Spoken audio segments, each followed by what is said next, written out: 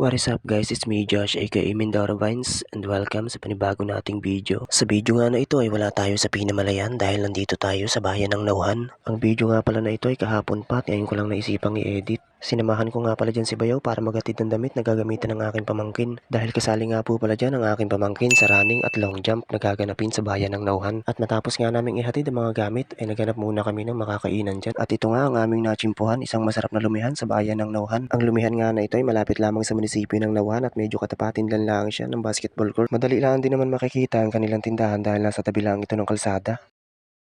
At eri nga ni yung kanilang lumi, mayroon niyang chicharon sa ibabaw, itlog, karni ng manok at tingnet. Eri alantakan ko ng isang mabilisan. Sabi nga ni ng iba, lantakin na at baka lantakan pa ng iba yan. Ay kaya ayan, hindi na rin ako nakapagpigil na lantakan yan. Ay anong sarap naman talaga. Kaya kung ikaw ay napadaan ng Nauhan at ikay nagugutom ay maglumi na muna ikaw. Mahirap yung nahilipasan ng gutom at nagatulo ang laway.